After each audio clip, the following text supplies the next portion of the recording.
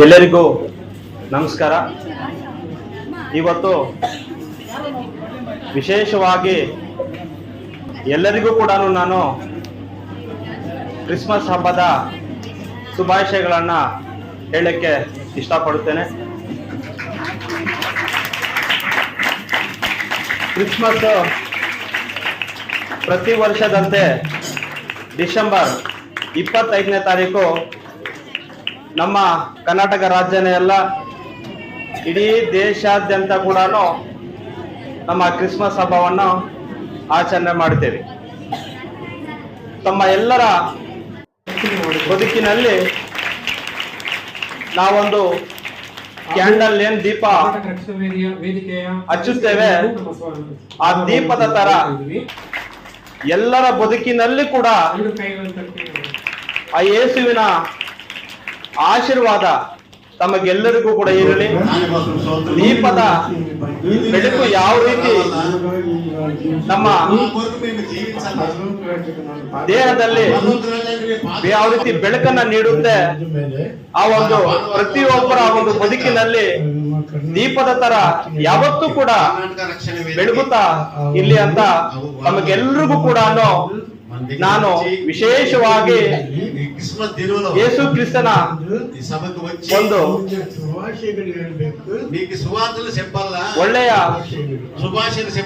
ಒಂದು ಭಾವನೆ, ಸಂಸ್ಕೃತಿ ಎಲ್ಲರೂ ಕೂಡ ನಮ್ಮ ಈ ಜೀವನದಲ್ಲಿ ನಾವೆಲ್ಲರೂ ಕೂಡ ಒಂದು ತಿಳ್ಕೋಬೇಕಾಗುತ್ತೆ.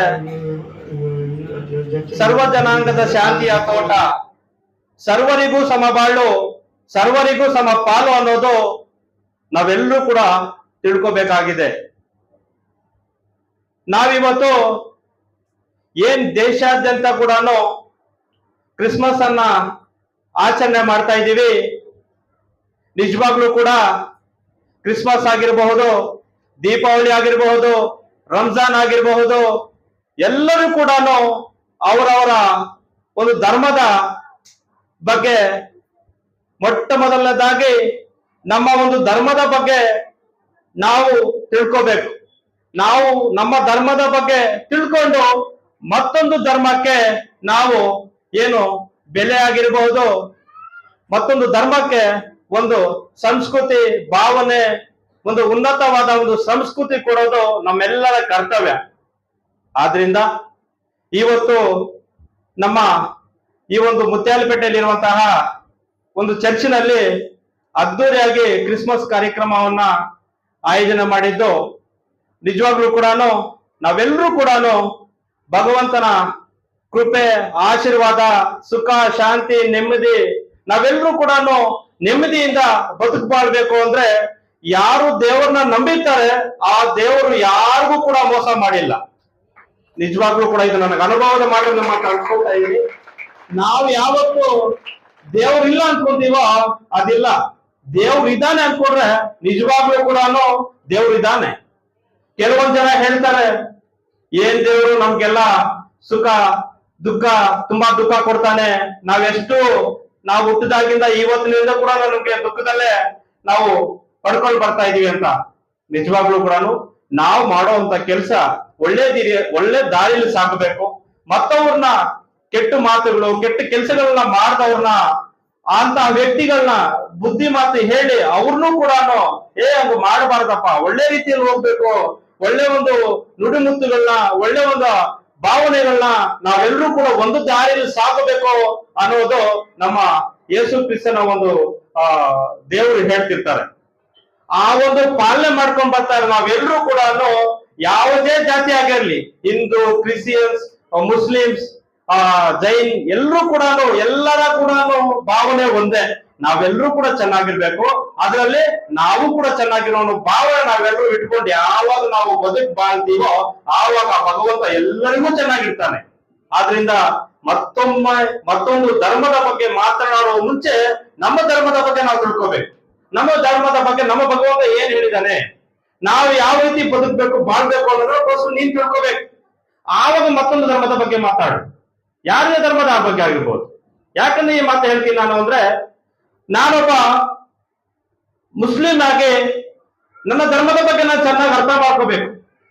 ನನ್ನ ಧರ್ಮದ ಬಗ್ಗೆ ಒಂದು ಕುರಾನಲ್ಲಿ ಏನ್ ಹೇಳಿದ್ದಾರೆ, ಭಗವಂತ ಏನ್ ಹೇಳಿದ್ದಾನೆ, ಇನ್ನೊಬ್ಬನ ಹೊಡಿ ಅಂತ ಹೇಳಿದನ ಹೇಳಿಲ್ಲ, ಇನ್ನೊಬ್ಬನ ಸಾಯಿಸೋ ಅಂತ ಹೇಳಿದನ ಹೇಳಿಲ್ಲ, ಇನ್ನೊಬ್ಬನ ಮೋಸ ಮಾಡೋ ಅಂತ ಹೇಳಿದನ ಹೇಳಿಲ್ಲ. ಎಲ್ಲ ಒಂದು ಧರ್ಮದ ಬಗ್ಗೆ ಏನ್ ಹೇಳಿದಾನಂದ್ರೆ ಆ ಭಗವಂತ ನೀನು ಒಳ್ಳೇದು ಮಾಡು, ಕೆಟ್ಟವರು ಮಾಡಿದವ್ರ ಬಗ್ಗೆ ಅವನ ಒಳ್ಳೇದಲ್ಲಿ ಕರ್ಕೊಂಡ್ ಬಾ. ಇಂತಹ ಬೈಬಲ್ ಆಗಿರ್ಬೋದು, ಕುರಾನ್ ಆಗಿರ್ಬಹುದು, ಭಗವದ್ಗೀತೆಯಲ್ಲಿ ಆಗಿರ್ಬೋದು, ಎಲ್ಲದರಲ್ಲೂ ಕೂಡ ಒಂದೇ, ನೀನು 4 ಜನಕ್ಕೆ ಒಳ್ಳೇದನ್ನ ಬಯಸು, ಒಳ್ಳೇದನ್ನ ಮಾಡು.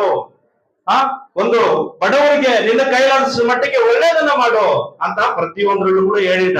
ಆದ್ರಿಂದ ನಾವೆಲ್ಲರೂ ಕೂಡ ಒಂದೇ ದಾರಿಯಲ್ಲಿ ಸಾಗೋಣ, ಎಲ್ಲರನ್ನು ಒಟ್ಟಿಗೆ ಕರ್ಕೊಂಡು ಒಂದು ಭಾವನೆಯಿಂದ, ಸಂಸ್ಕೃತಿಯಿಂದ ನಾವೆಲ್ಲರೂ ಕೂಡ ಒಂದರಲ್ಲಿ ಸಾಗೋಣ ಅಂತ ಈ ಸಂದರ್ಭದಲ್ಲಿ ಹೇಳ್ತಾ, ವಿಶೇಷವಾಗಿ ನಮ್ಮ ಫಾದರ್ಗೆ ಸರ್ ಬನ್ನಿ, ವಿಶೇಷವಾಗಿ ನಮ್ಮ ಫಾದರ್ ಅವ್ರಿಗೆ ನಾನು ಹೃತ್ಪೂರ್ವಕ ಕರ್ನಾಟಕ ರಕ್ಷಣಾ ವೇದಿಕೆ ವತಿಯಿಂದ, ವಿಶೇಷವಾಗಿ ನಮ್ಮ ಮುಳಬಾಗಿಲು ತಾಲೂಕಿನ ವತಿಯಿಂದ ವಿಶೇಷವಾಗಿ ನಮ್ಮ ಫಾದರ್ ಅವ್ರಿಗೆ ಕ್ರಿಸ್ಮಸ್ ಹಬ್ಬದ ಆರ್ಥಿಕ ಶುಭಾಶಯಗಳನ್ನು ನಾನು ಹೇಳಕ್ಕೆ ಇಷ್ಟಪಡ್ತಾ ಇದ್ದೀನಿ.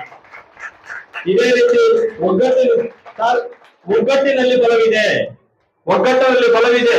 ಒಗ್ಗಟ್ಟಿನಲ್ಲಿ ನಾವು ಯಾರು ಸೇರ್ಕೊಂಡು ನಾವು ಯಾವತ್ತು ಒಳ್ಳೆದಲ್ಲಿ ಹೋಗ್ತೀವೋ ಅದೇ ಒಗ್ಗಟ್ಟು. ಮತ್ತೊಂದು ಬೇರೆಯವರೆಲ್ಲ ಕೂಡ ಏನೇನೋ ಮಾತಾಡ್ತಾ ಇರ್ತಾರೆ, ಅವ್ರ ಕಿವಿ ಕೇಳೋದು ಬೇಡ.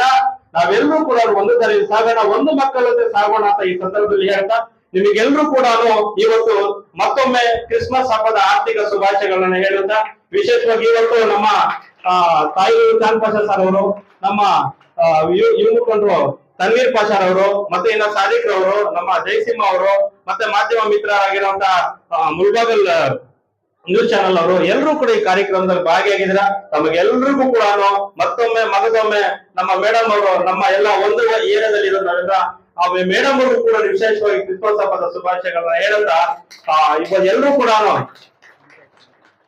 ಸಂತೋಷ್ ಅಣ್ಣನವರು, ಶಂಕರ್ ಅಣ್ಣನವರು, ಮತ್ತೆ ನಮ್ಮ ಸ್ನೇಹಿತರು ಬನ್ನಿ. ಯಾಕೆ ಅಂದ್ರೆ ನೋಡಿ, ಒಂದ್ ಮಾತು ಹೇಳಕ್ ಇಷ್ಟಪಡ್ತೀನಿ. ಇವತ್ತು ನಾನು ನಿಮ್ಮ ಮುಂದ್ಗಡೆ ಮಾತಾಡ್ತಾ ಇದ್ದೀನಿ, ನಾನ್ ನಿಮ್ ಮುಂದೆ ಇಲ್ಲಿ ನಿಂತ್ಕೊಂಡು ನಾನು ಮಾತಾಡ್ತಾ ಇದ್ದೀನಿ.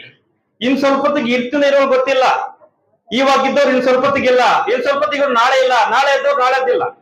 ಪರಿಸ್ಥಿತಿ ಈ ರೀತಿ ಆಗಿದೆ. ಅದಕ್ಕೋಸ್ಕರ ಏನ್ ಹೇಳ್ತೀನಿ ಅಂದ್ರೆ, ನನ್ನ ಮನದಾಳದವ್ರು ಮಾತ್ರ ನಿಮ್ಮ ಹತ್ರ ಮಾತಾಡ್ಕೊಂತೀನಿ. ನಾವು ಎಷ್ಟು ದಿನ ಬದುಕಿರ್ತೀವೋ ಅಷ್ಟು ದಿನಾಲೂ ಕೂಡ ಇನ್ನೊಬ್ಬ ಮನುಷ್ಯನಿಗೆ ಒಳ್ಳೆಯದನ್ನೇ ಬಯಸಬೇಕೆ ಹೊರತು ಕೆಟ್ಟದ್ದನ್ನು ಯಾವ ಮನುಷ್ಯನು ಕೂಡ ಬಯಸಬಾರದು. ಇದು ನಿಜವಾಗ್ಲೂ ಕೂಡ ನನ್ನ ಮನದಾಳದ ಮಾತು. ಆದ್ರಿಂದ ಈ ನನ್ನ 2 ಮಾತನ್ನು ಮಾತಾಡ್ಲಿಕ್ಕೆ ಅವಕಾಶ ಮಾಡಿಕೊಟ್ಟು ತಮಗೆಲ್ಲರಿಗೂ ಕೂಡ, ವಿಶೇಷವಾಗಿ ತಮಗೆಲ್ಲರಿಗೂ ಕೂಡ, ಮತ್ತೆ ನಮ್ಮ ಫಾದರ್ ಅವರಿಗೆ, ನಮ್ಮ ಸಾದಿಕ್ ಅಣ್ಣನವ್ರಿಗೆ, ವಿಶೇಷವಾಗಿ ನಮ್ಮ ಮೇಡಮ್ ಅವ್ರಿಗೆ ಎಲ್ರಿಗೂ ಕೂಡ ಒಳ್ಳೇದ್ ಮಾಡ್ಲಿ. ಆ ಭಗವಂತನ ಆಶೀರ್ವಾದ ಯಾವತ್ತೂ ಕೂಡ ತಮಗಿರ್ಲಿ ಅಂತ ಹೇಳ್ತಾ, ಈ ನನ್ನ 2 ಮಾತನ್ನ ಅವಕಾಶ ಮಾಡಿಕೊಟ್ಟು ವಿಶೇಷವಾಗಿ ಮಗದೊಮ್ಮೆ ತಮಗೆಲ್ಲರಿಗೂ ಯೇಸುವಿನ ಆಶೀರ್ವಾದ ಯಾವತ್ತೂ ಇರ್ಲಿ, ನಿಮಗೂ ಇರ್ಲಿ, ನನಗೂ ಇರ್ಲಿ, ಪ್ರಪಂಚದಲ್ಲಿ ಎಲ್ಲರಿಗೂ ಇರ್ಲಿ ಅಂತ ಹೇಳ್ತಾ ಈ ನನ್ನ 2 ಮಾತನ್ನ ಮುಗಿಸ್ತಾ ಇದ್ದೀನಿ. ಜೈ ಹಿಂದ್, ಜೈ ಕರ್ನಾಟಕ ಮಾತೆ. ನಮಸ್ಕಾರ.